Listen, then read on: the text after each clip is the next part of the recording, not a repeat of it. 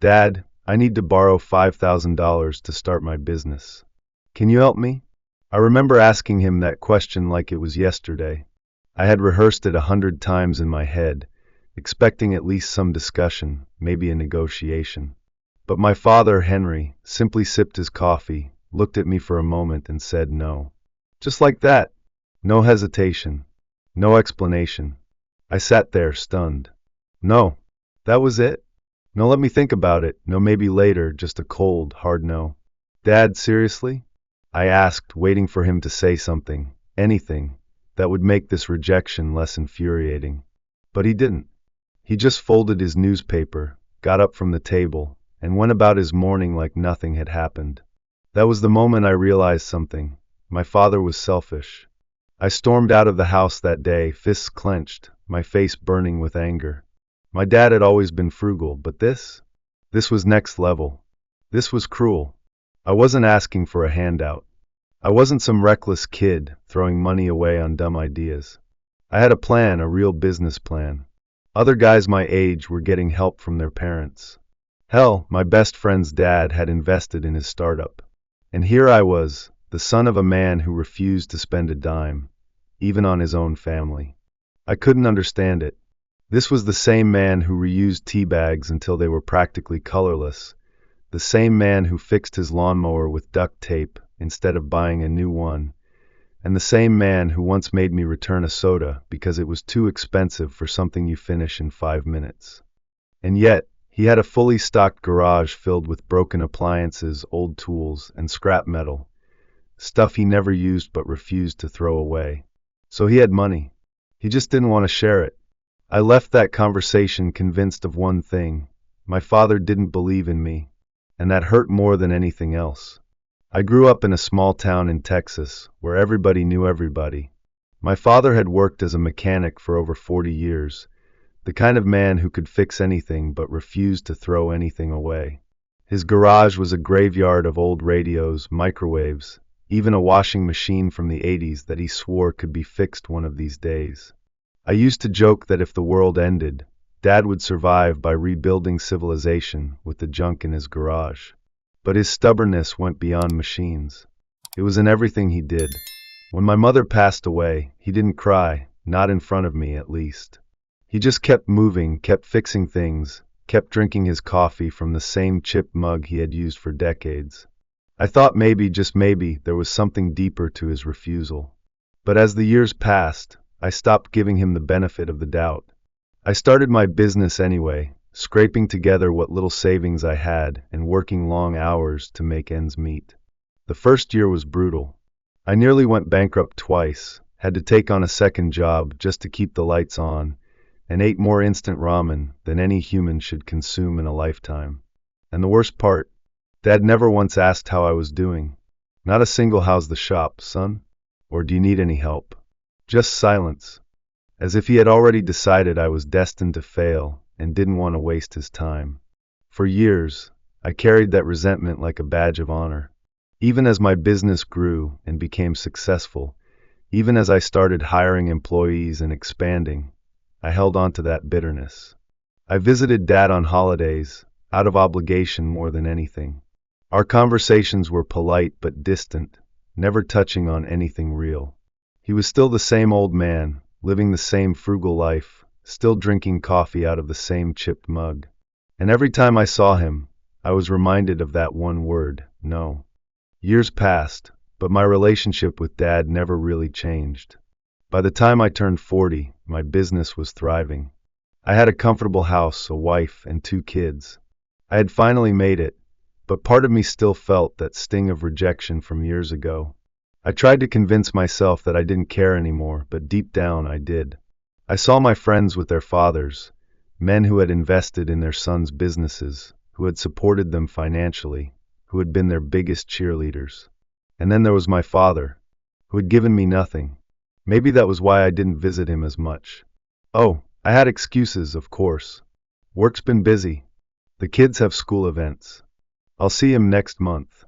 But the truth was, it was easier to keep my distance. Still, Dad was getting older.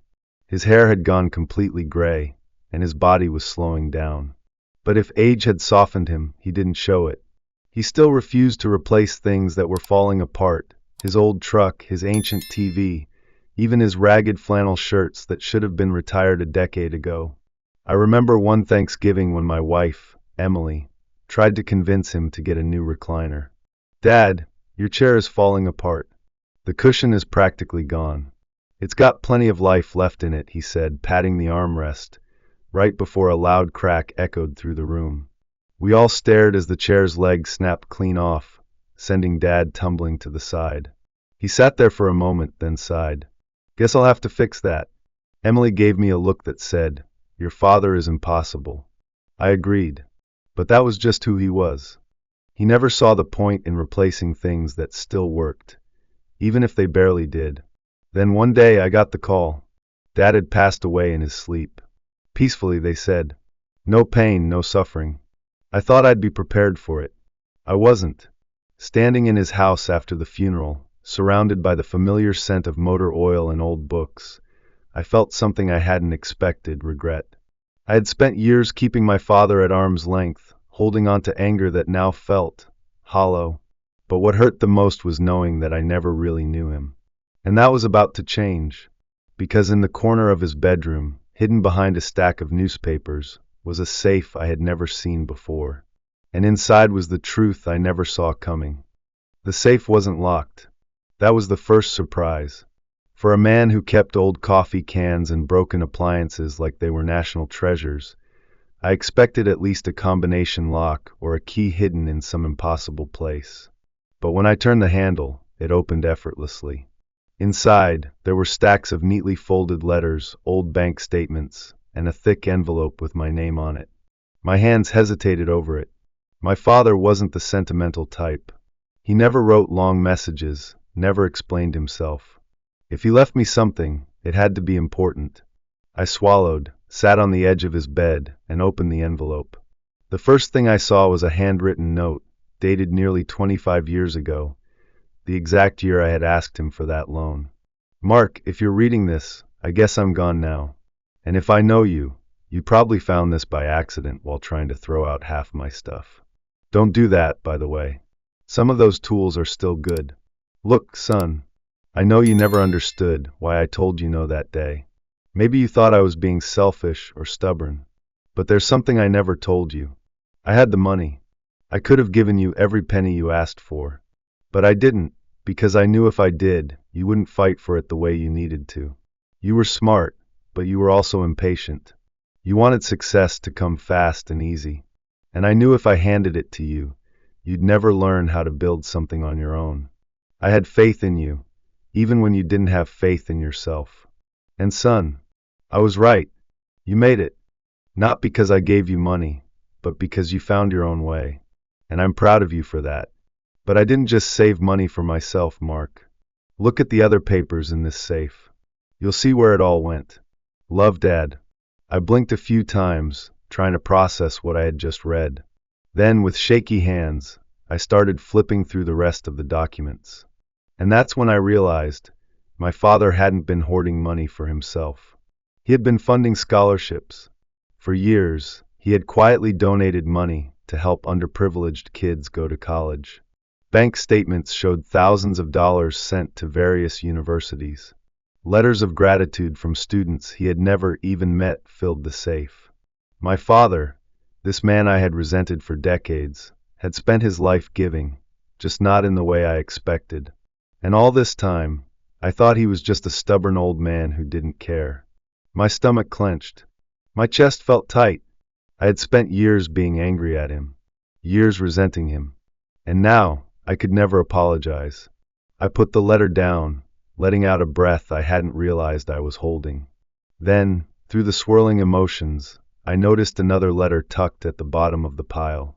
This one was addressed to me too, but in Messier handwriting, written years later. I unfolded it carefully.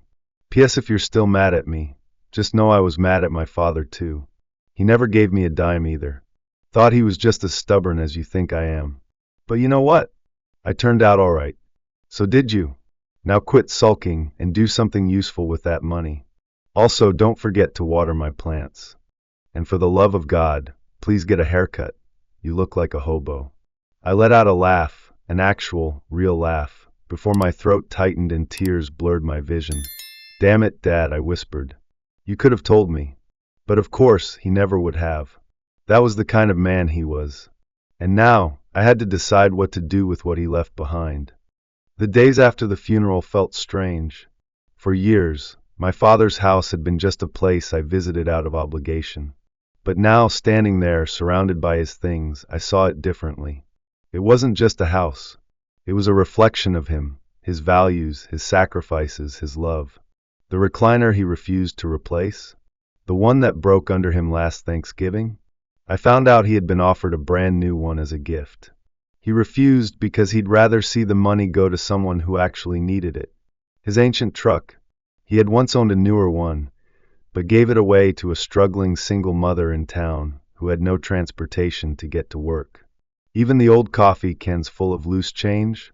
He had been saving them for years, planning to donate them to a local shelter. I had spent my entire life thinking he was just a stubborn, frugal man. But the truth was, my father never kept things for himself. He just never felt the need to announce what he was doing, and I had been too blind to see it. A month later, I made a decision. I called my lawyer and started the paperwork to continue Dad's scholarship fund under his name. Not just continue it, expand it. It was the least I could do. But I also did something else. Something that, if Dad were alive, would probably make him roll his eyes. I bought a brand new recliner. I placed it in his old spot in the living room, right where the sun hit in the late afternoon. And every evening after work, I'd sit in that chair, drink a cup of coffee, and think about the man who had taught me the hardest, most valuable lesson of my life.